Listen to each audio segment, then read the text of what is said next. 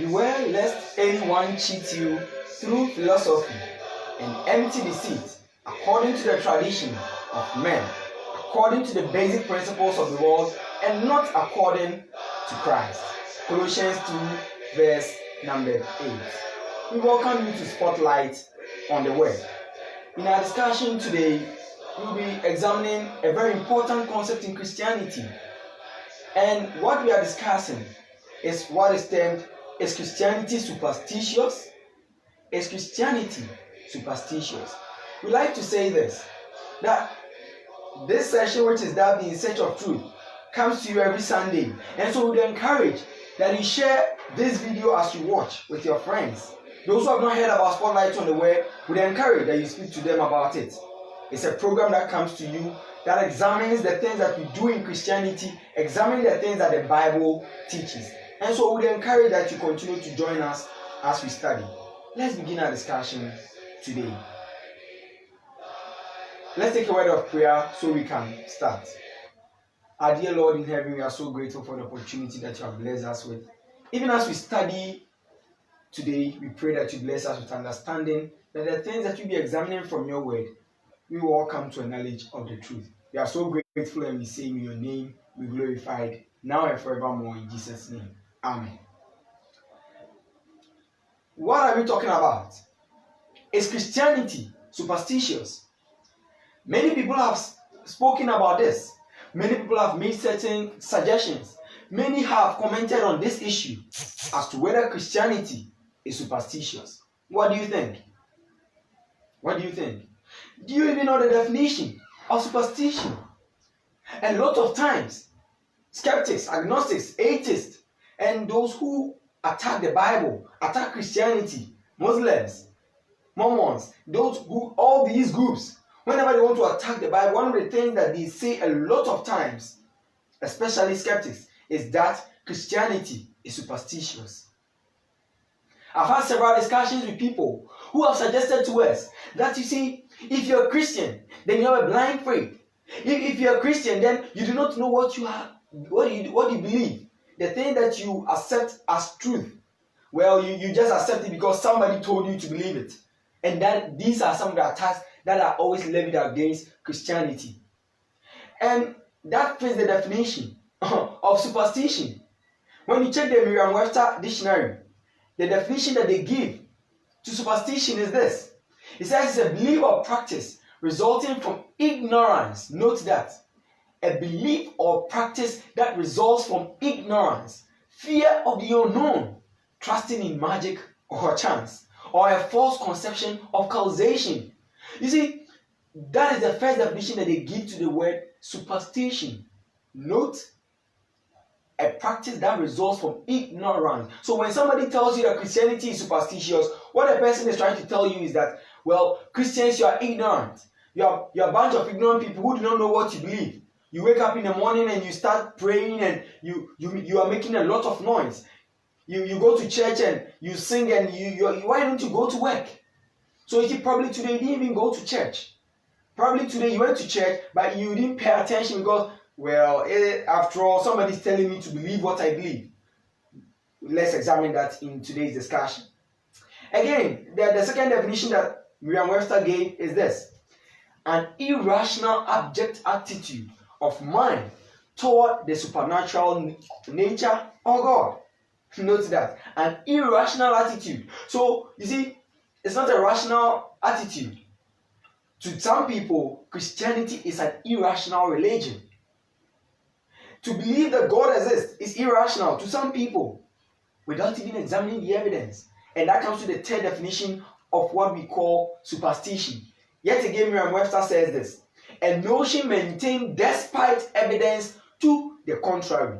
He says it's a notion that is maintained despite what the evidence that we have. And that is what they tell. You see, a lot of times, these definitions that Merriam-Webster is giving to the word superstition are used against Christians. Probably you've had a discussion with somebody where that person used that particular statement. Probably you've had a discussion with people where they've not used such arguments before. But that is what we see and that is what we hear people say all the time. And this is as a result of what people call Christianity. It is because when you sit down today, if you're in Ghana and you have multi-TV and you decide to look through the channels that have people preaching, they are more than any other channel that you can see on multi-TV. Where people preach, there are more than 10.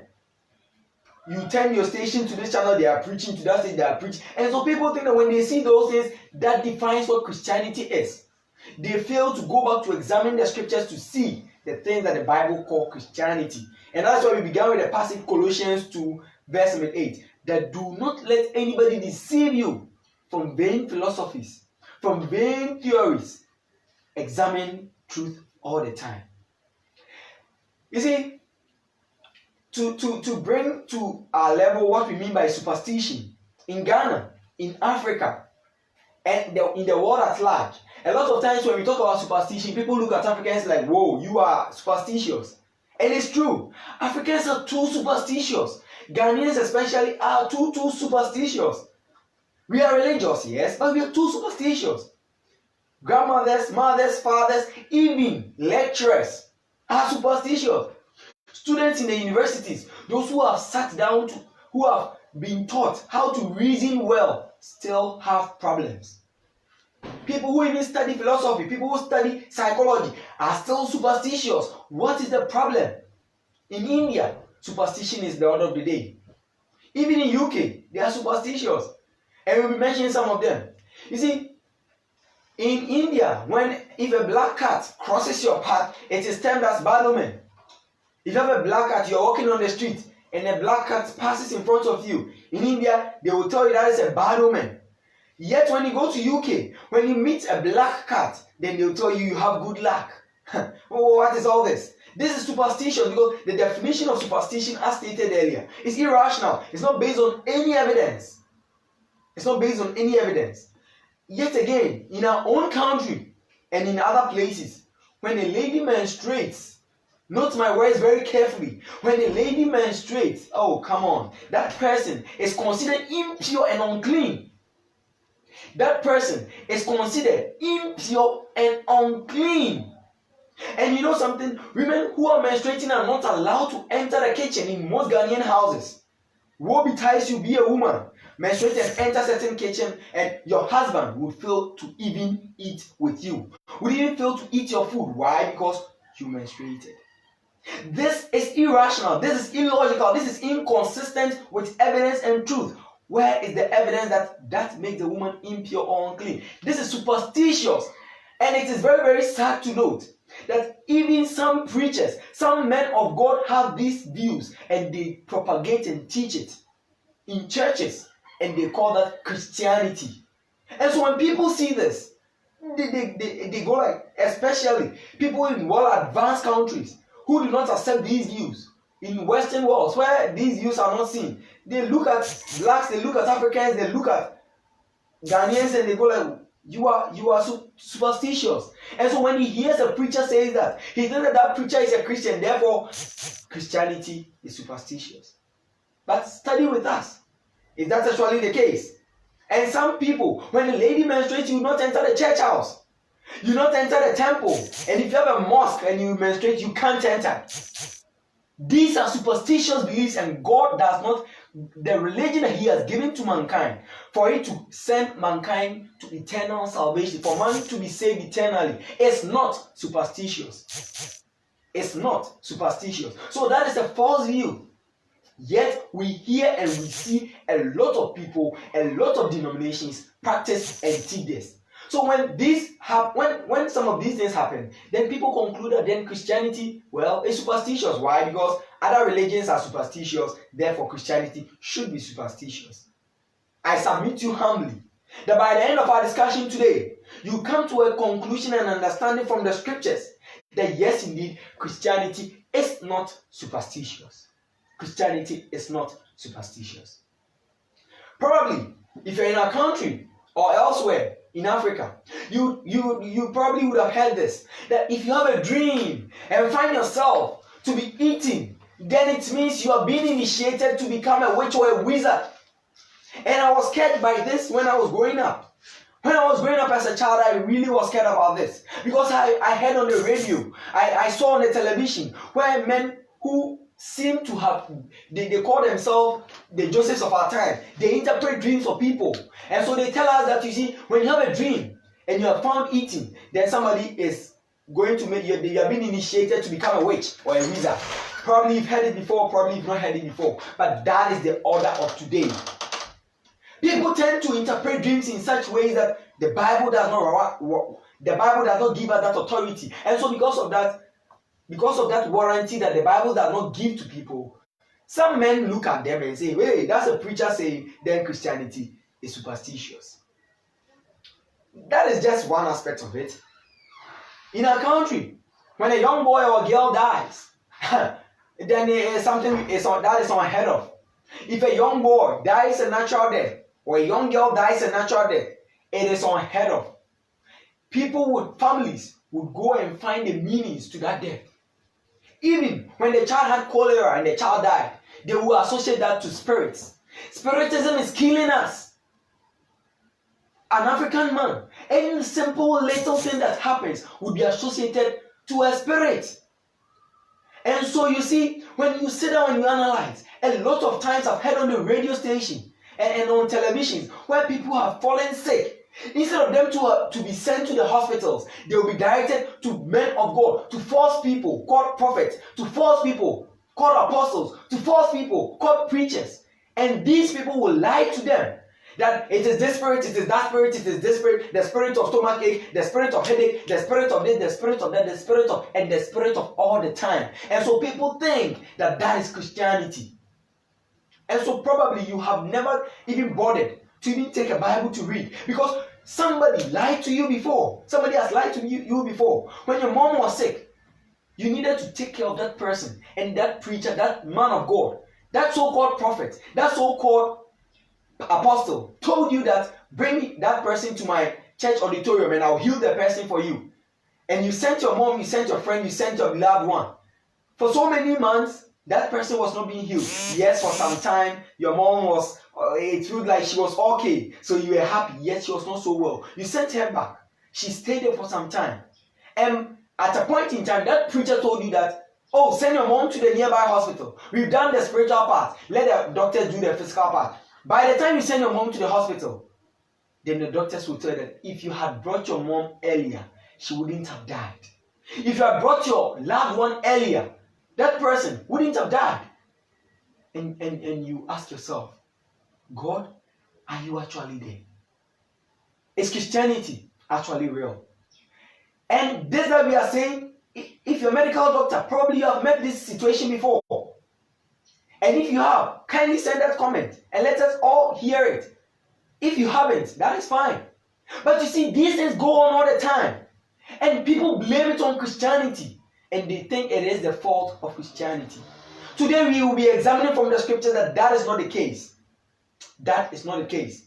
Yet again in our country, one of the superstitious beliefs that you see clearly on our televisions and our radio stations from some respected apostles, so-called, is this: that when you give birth to a child, then you need to put something on the child's hand, a band on the child's hand, or probably you need to bath the child with a certain special water, some holy water, some holy cream, some holy this, some holy that, some holy this, and they scare people.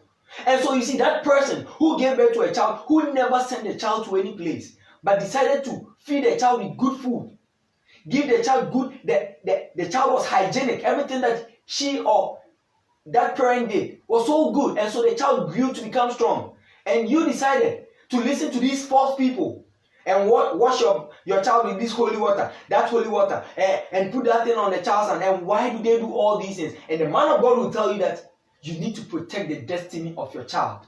They will tell you that, you see, the spirit of divination has told me that, the spirit of this, the spirit of that, and they lie to us all the time. Because of these things, men conclude that then Christianity is superstitious. Oh, but take your time. Is that the case from the scriptures? If anybody, the best way to judge any religion is not by looking at the people who practice that religion. Yes, you can look at them because the Bible encourages that Christians, we are ambassadors of Christ. We are an epistle that people read. Yes, you can do that. But the best place for you to go is to go to the Word, where the source of authority is coming from. That is why we spend so much time in discussing the authority in religion, respecting God's authority, authority this, authority that. Why? Because we wanted to establish how to establish that authority. Today, if you want to examine what true Christianity is, you need to look at the Bible. You need to look at the Bible's lens. Look at the religion that is being practiced today with the Bible lens. Then you can make a conclusion and your conclusion will be justified. But if you look at these false people and conclude that is Christianity, you would be making a mistake. You would be making a mistake. And so these are the things that we see to be superstitious in our countries. Even at a point in time, some time ago in Africa, it was even stated and said that if you are bathing, do not sing, or else your mom will die. Some others will tell you that if you want to sweep, don't sweep in the night. They will tell you that sweep in the morning. And if you sweep in the night, they will tell you that your parents will die. So what is the point? What is the argument? These are superstitious beliefs. And these things are being carried on into Christianity. And people think that taking it from the hating world, from these idol worshippers, then they can conclude that that is Christianity. No, that is false. That is false. Now, the question is still asked. Is Christianity superstitious? Is Christianity superstitious? The Bible gives us the answers. So let's visit the Bible and let's listen to these answers. Let's listen to these answers. Christianity began and survived in the marketplace of ideas. I've been saying this and I'll continue to say this. In the lesson that we treated concerning the reliability of the Bible, concerning the existence of God, concerning so many issues that deals with God, evidence, rationality, logical implementations, and logical arguments, I have always stated and I've always said, Christianity thrived, it survived, not in some hidden holes, no.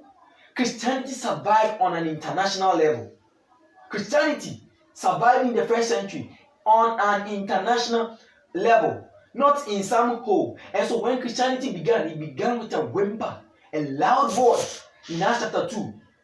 When you read from verse number 1, the Bible tells us that they were together in a house, and as that place was filled with the Holy Spirit, when the wind filled the room in which they were seated, the Bible tells us that it descended upon them as of tongues of fire, and each of them were filled with the Holy Spirit. And you know something? The Bible tells us that as these men were filled with the Holy Spirit, they stood in accordance and in relation to what Jesus Christ said, the promise Jesus Christ had given, that they will be witnesses in Jerusalem, in Judea, in Samaria, to the ends of the world. And they actually were disciples, and they proclaimed the message to the world. And when they proclaimed this message, they were challenged. So don't think that Christianity is some false religion that is hiding somewhere and is being practiced. No. Where ideas were being challenged, that is where Christianity survived. And a place where rationality was entertained.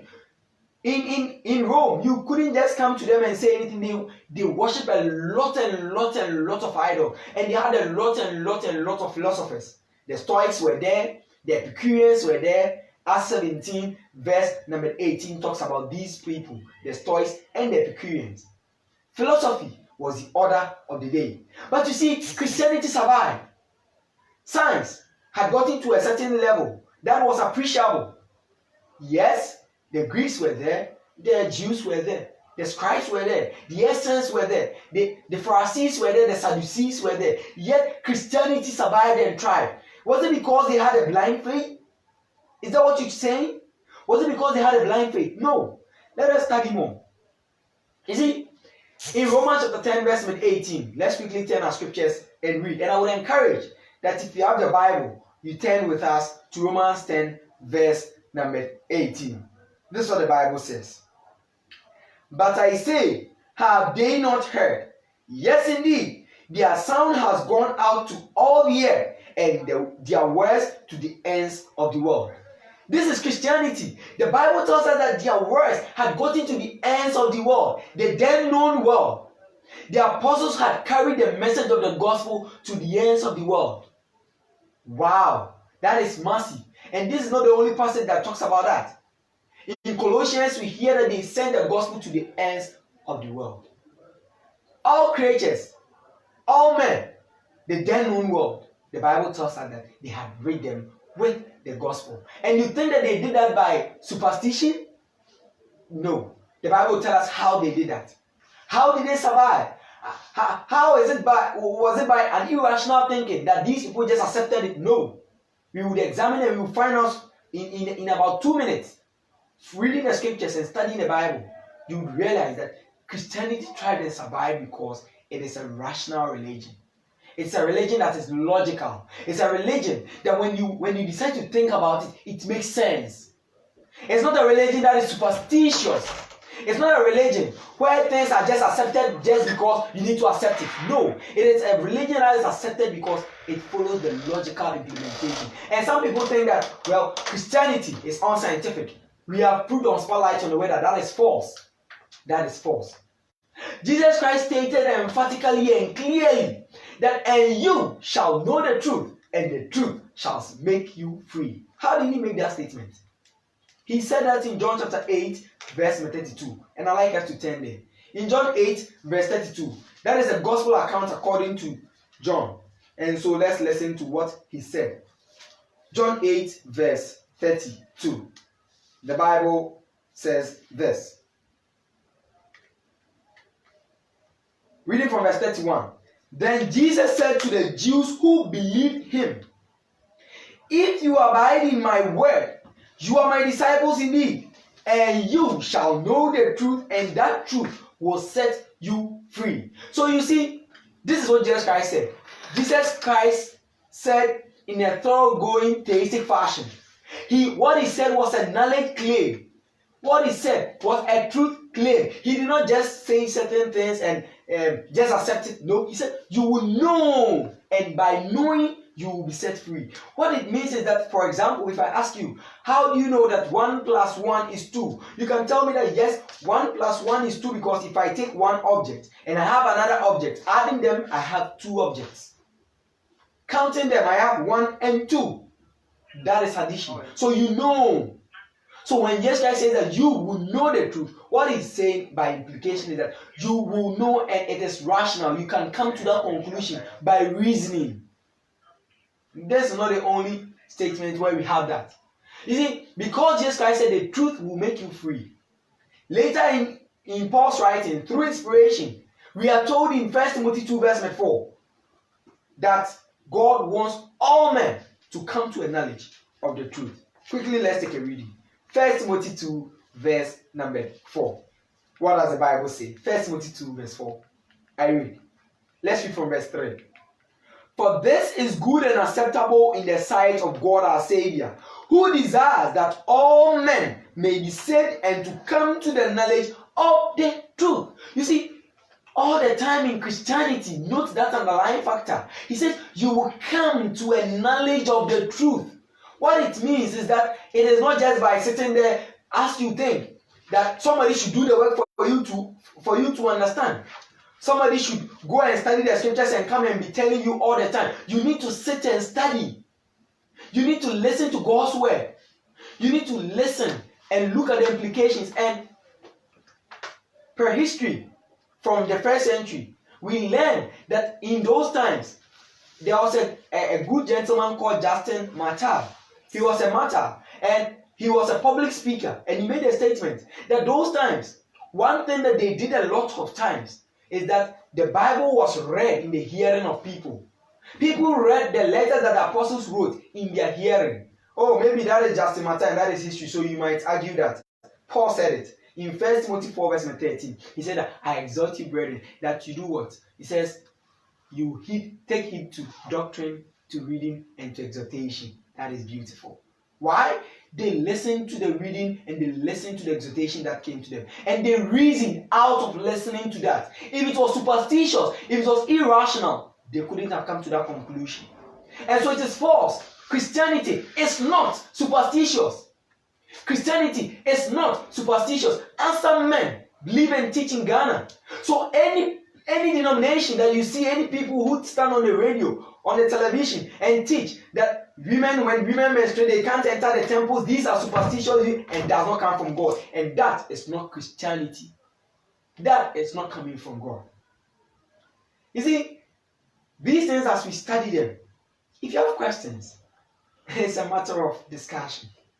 It's a matter of reasoning. Because Christianity is a reasonable religion. It's a religion that you can think about and come to a conclusion. It's not a religion where we are forced to accept things just like that. You see, Jesus has always warned against accepting things blindly. He has always warned against that. Jesus has never been a fan and has never been somebody who has endorsed the idea of superstition. That just believe. Do not ask questions, just believe. Oh, have faith, and your faith must be blind. No. The faith that the Bible talks about is a reasonable faith. It's a working faith. A faith that looks at the evidence that is available and comes to a conclusion. So you see, he said in Matthew 15, verse 14, and I would like us to read. Jesus spoke against superstition, and Jesus Christ did not endorse it. If he did not endorse these superstitious beliefs, then who are you to endorse it? He spoke against blind faith. How did he say it? In the gospel account according to Matthew, chapter 15, verse number 14. This is what he says. Let them alone. They are blind leaders of the blind.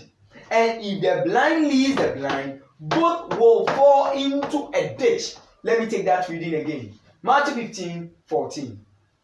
Let them alone. They are blind leaders of the blind. And if the blind leads the blind, both will fall into a ditch.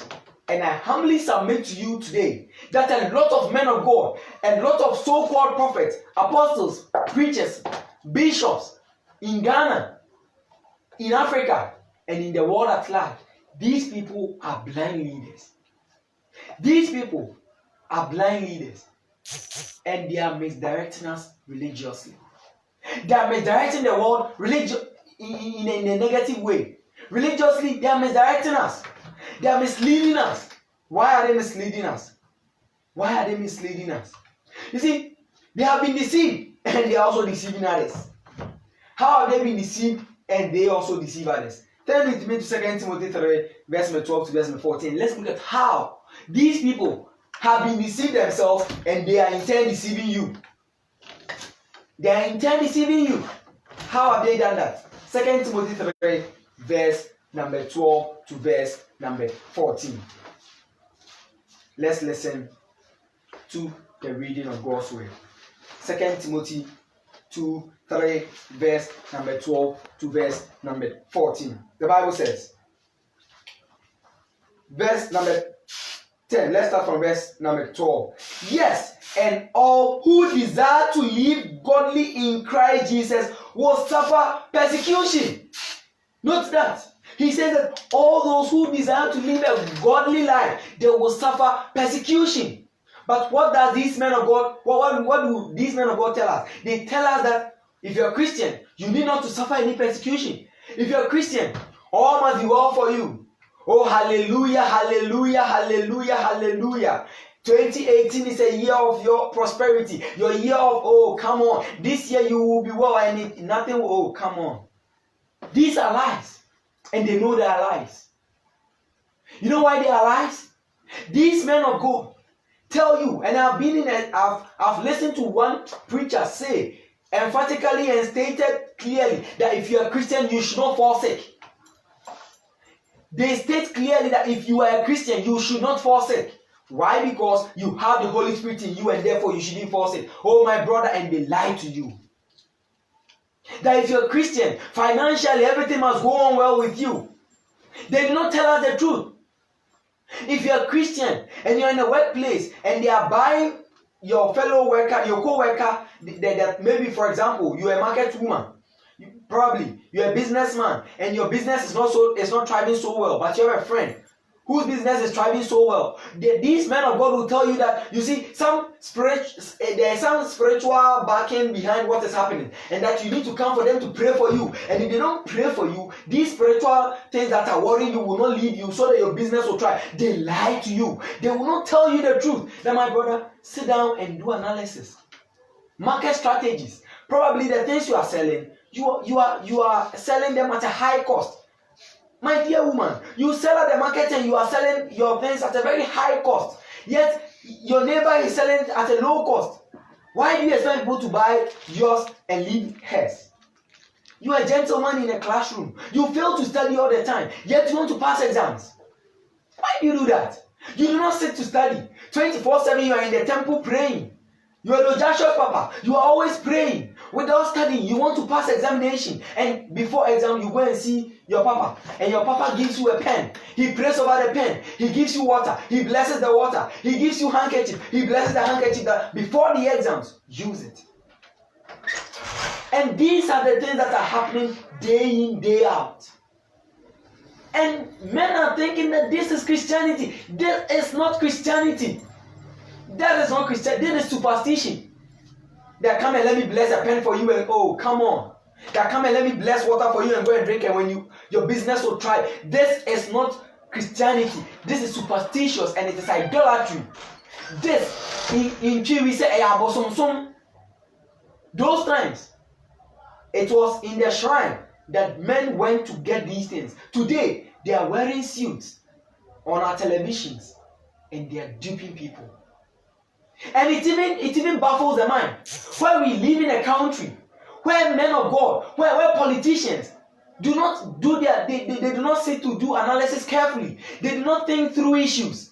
They just implement issues in the name of politics. And when they do these things and things do not go on well, men of God organize prayer sessions on fields. And I was listening to news one time, and it's on the social media. Joy News. And they have a program called Ideal Factories. Ideal Factories on Joy News. And they made a comment that I found so intriguing and so sad.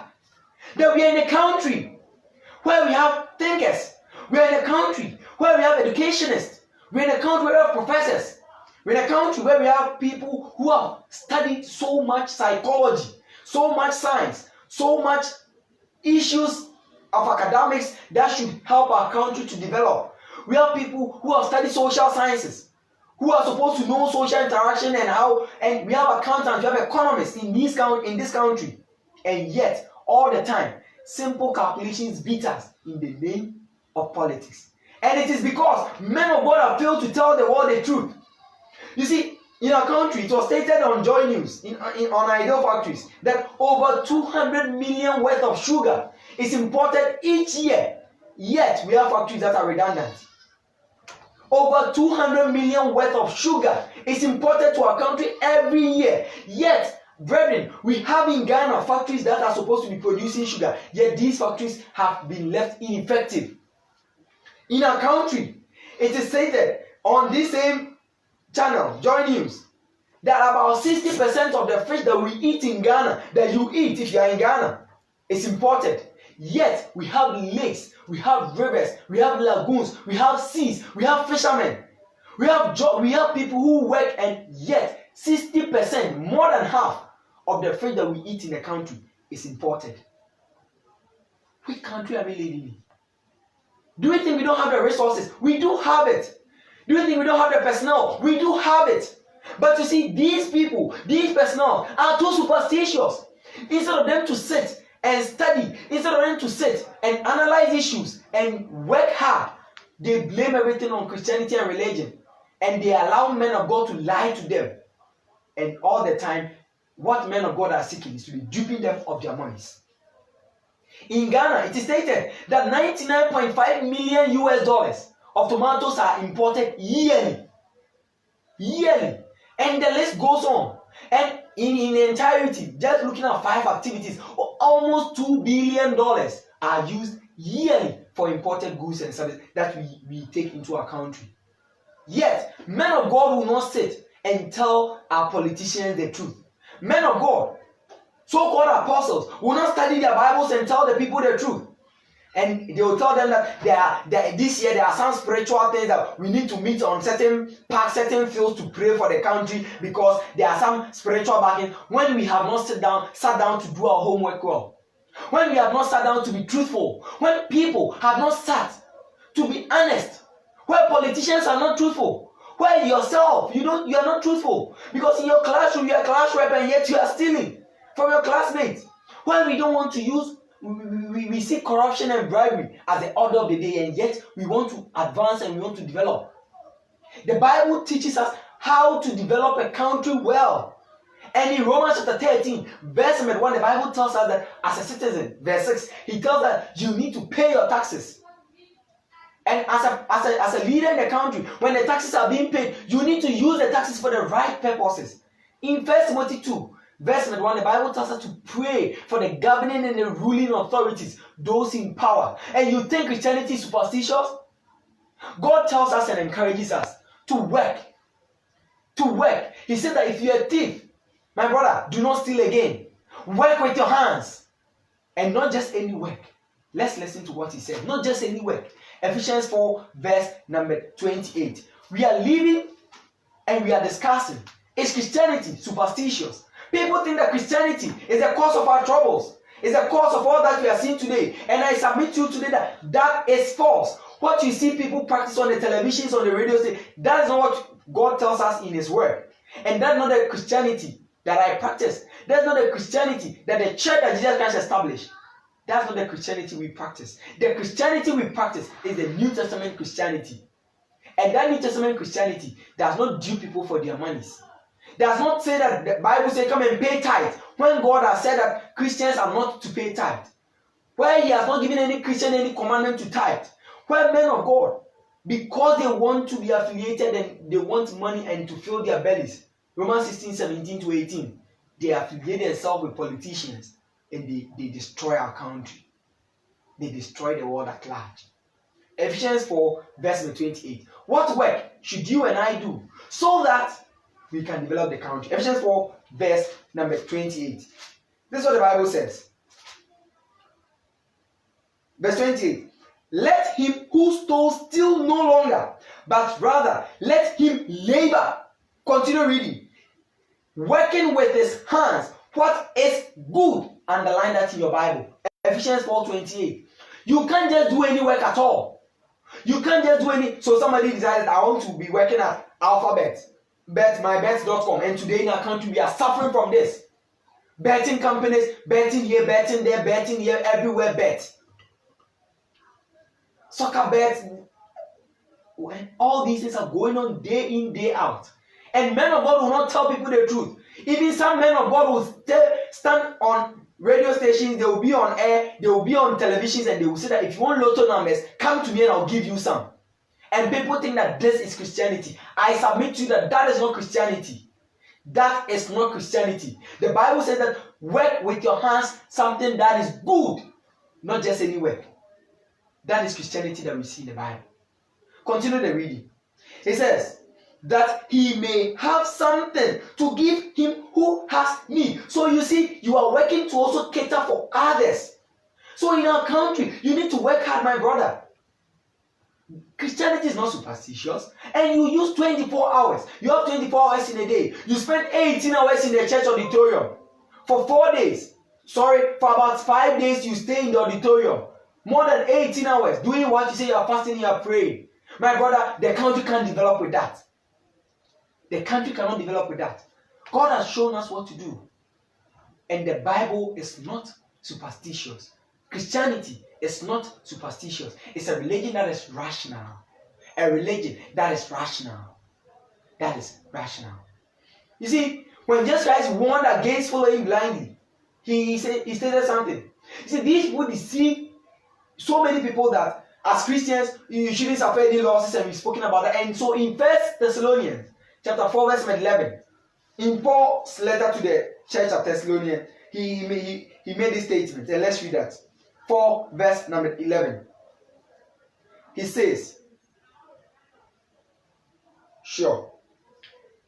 that you also aspire. Let's start from verse 8. But concerning brotherly love, you have no need that I should write to you, for you yourselves are taught by God to love one another. And indeed, you do so toward all the brethren who are in all Macedonia. But we urge you, brethren, that you increase more and more. Verse 11. That you also aspire to lead a quiet life. Underline. Next one. To mind your own business. The next point. The third one. And to work with your own hands, as we commanded you. Paul, what are you saying? Paul says that you ought to work with your own hands. You need to work. A lot of us do not want to work, but we want to eat. A lot of us do not want to study, but we want to pass exams. This is what the Bible is telling us. You need to work. You need to work. In Galatians 6, it tells us that you reap what you sow. You can never reap what you have not sown. You reap what you sow. And so if you reap laziness, when you sow laziness, you reap laziness. Christianity does not encourage being laziness. Christianity does not encourage mediocrity. Ecclesiastes 9 verse 10, he said that whatever your hand finds doing, do it with all your might, as to God and not to men. Galatians 2 verse 10. You see, brethren, Christianity is not superstitious. What you are seeing people say on the television and the radios and other places, these are false. These are false statements and false conclusions. And so we see this in Christianity. Is Christianity superstitious? No, it's not superstitious. It appeals to logical argumentation. Send Christianity to the philosophical world and it will survive. Send Christianity to the scientific world and it will survive. Send Christianity to a layman who does not know so much science, who does not know so much philosophy, and I tell you, Christianity will survive. Christianity will survive. Why? Because it is a rational religion. It's a religion that is logical. A religion that God decided to give mankind that is so logical. That when you follow, that when you decide to follow, you will never be put to shame. If you decide to become a Christian today, there is no way you'll be put to shame. You know why? Because when this physical body is thrown away, you will put on a new form. 1 Corinthians 15. And you will enter heaven. And when we get to heaven, we will enjoy so much. For we will be with the creator of heaven and earth. Christianity is not superstitious. You see, Paul used truth and reason all the time. In Paul's lessons, in Paul's teachings, he used truth and reason. And so before we end our discussion this day, we would like to read that. In some of Paul's argumentations that he did, in Acts chapter 17, verse 2, the Bible tells us that, then Paul, as his custom was, went in to them, and for 3 Sabbaths reasoned with them from the scriptures. Christianity is about reasoning. It's not forcing somebody to accept something. It's not about blind faith. It's reasoning. Reasoning. And all the time when the reasoning is done, Christianity always suffices. Christianity always wins. Why? Because it's a rational religion. So if you're a skeptic, if you're an atheist watching us these days, understand that you can test Christianity. You can put it to any form of test and it will stand the test. And like we do on Spotlight on the Word, we are ready at all times. 1 Peter 3:15 to defend the hope that is in us. And that is why we always say that Spotlight on the Word, that all may know the truth.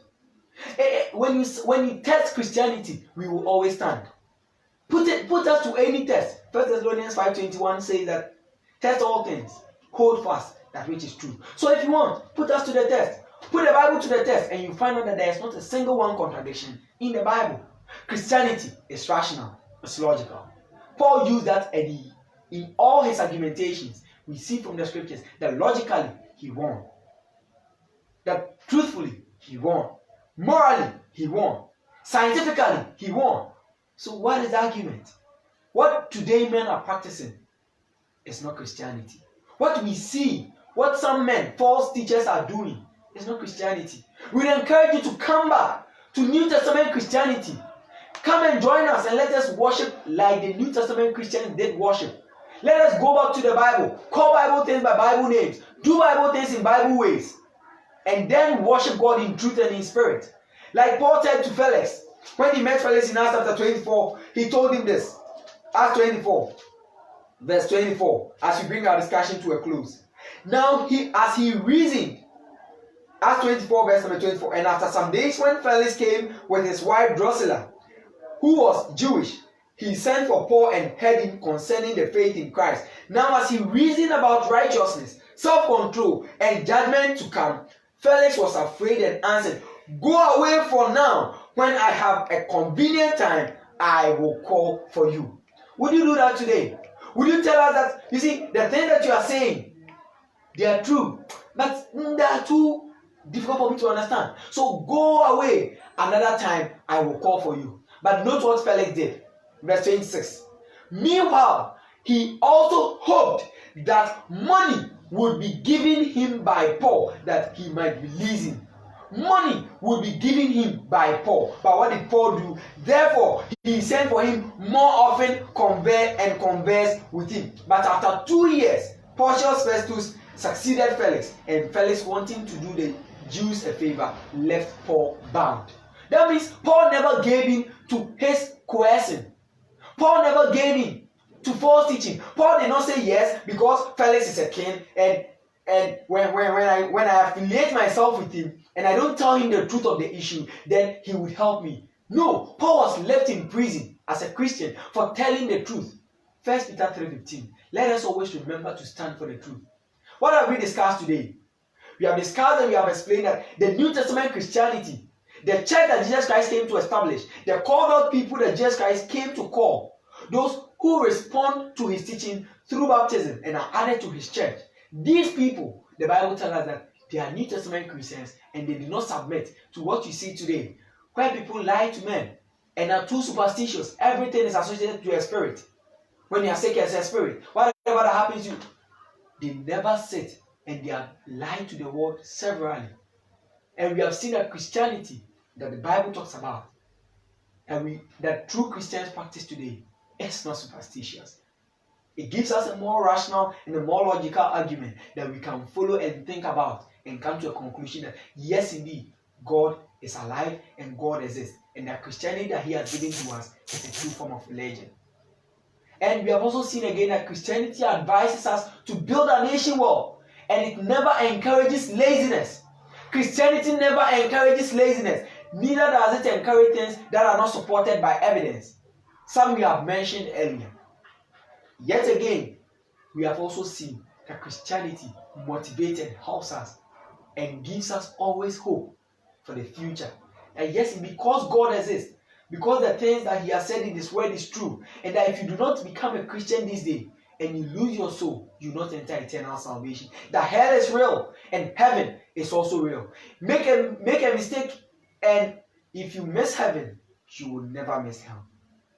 But if you miss hell, you will surely go to heaven. So why don't you become a New Testament Christian today? By believing the gospel, like Jesus Christ said, he who believes and is baptized will be saved. But he who does not believe will be condemned. Become a New Testament Christian today. And I would encourage that you make sure that you find any church of Christ in your community. If you do not have the opportunity to worship with any church of Christ, we encourage that send us that information. We will direct you to some brethren and they would help you in baptism. And after your baptism, God will add you to his church. And you can also become a Christian this day. We thank you so much, and we'd like to say that day in, day out, if you have the opportunity, next week Sunday, join us as we study more and more of God's word. In our next discussion, we'll be discussing issues that are very, very, very interesting. And we would encourage that you join us as we study. So we meet again. We say that God richly bless you. Bye-bye.